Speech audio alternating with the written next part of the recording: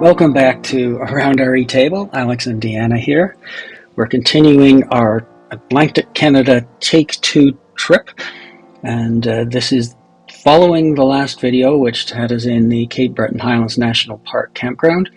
Here we're headed along the Cabot Trail. We have a nice hike on the Skyline Trail, and then set up in boondock in a place called Pleasant Bay for that evening. It was a gorgeous mid-June day. For the early part of the morning drive, we wound our way through forests until we finally started to get the views, the iconic views of the Cabot Trail that people love it for. The forest areas are really pretty too, but somehow the ocean makes a huge difference.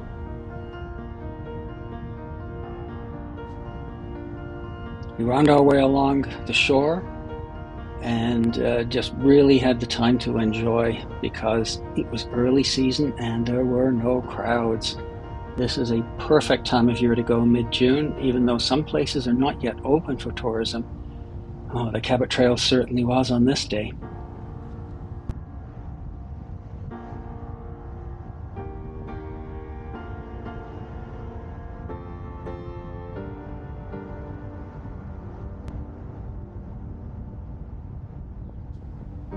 After following the shore for a while, you can see ahead, we started to wind our way uphill, away from the water, and soon found ourselves at the entrance to the parking lot for the Skyline Trail. Now I imagine during the busy time of year, this parking lot will be jam-packed full. But again, today, not much at all.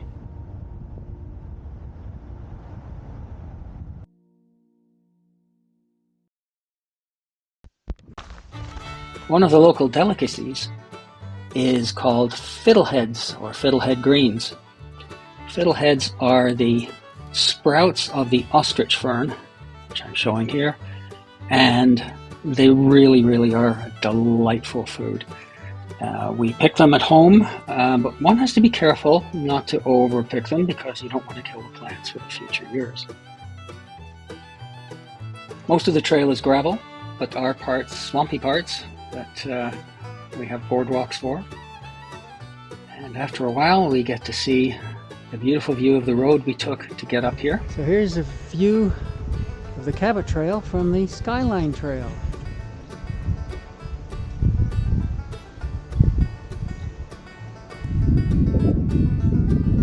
And then back onto the boardwalk.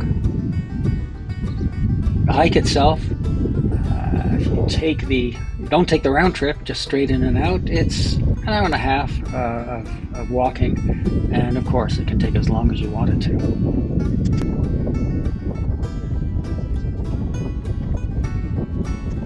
And this is the view that people love, and I've seen pictures where this whole area is just packed with people where you can barely see the view.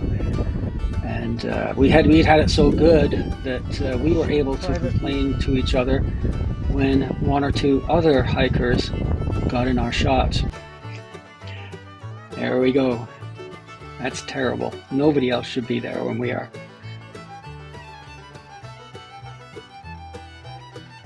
One last look around. And we hiked back and we're back on the road. Our next stop was lunch. And before we got there, we hit one of the most beautiful, and for those who don't like heights and hairpin bends and whatever, the most scary parts of the drive.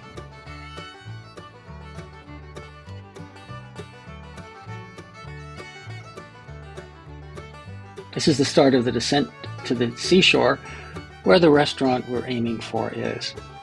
One can't really tell from this video how steep this whole drive is, but it is very interesting. It was very interesting to us to see the speed limit signs, especially coming up to these hairpins. Speed limit's 20 kilometers an hour.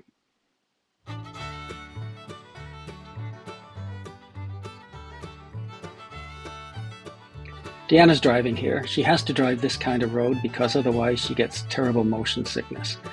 So we took our time. We certainly felt the weight of the RV as we were going down. It's not like going down in a little sports car, but it was well up to the task.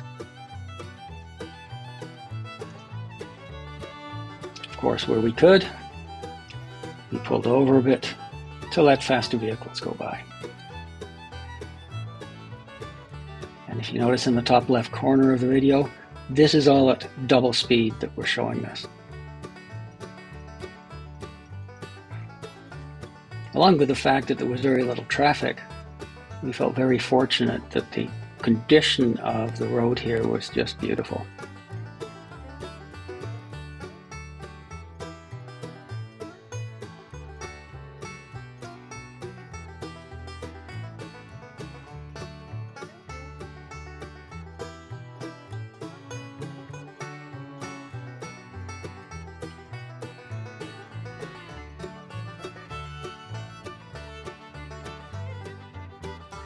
Shortly after we reached the lower levels, the first and only restaurant that we saw along the stretch appeared before us, and we were happy to look at the sign, fresh local mussels and oysters.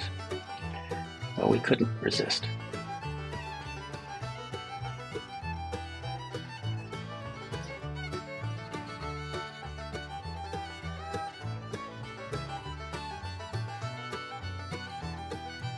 And of course, a local craft beer.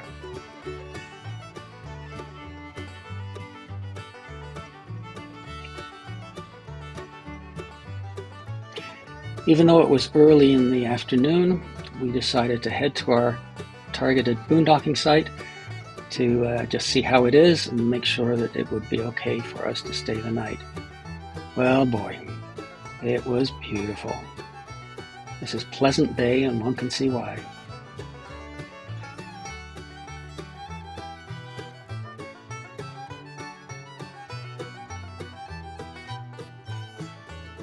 The little harbour to our right is an active fishing boat harbour. Over to the left here, we had the place just about to ourselves.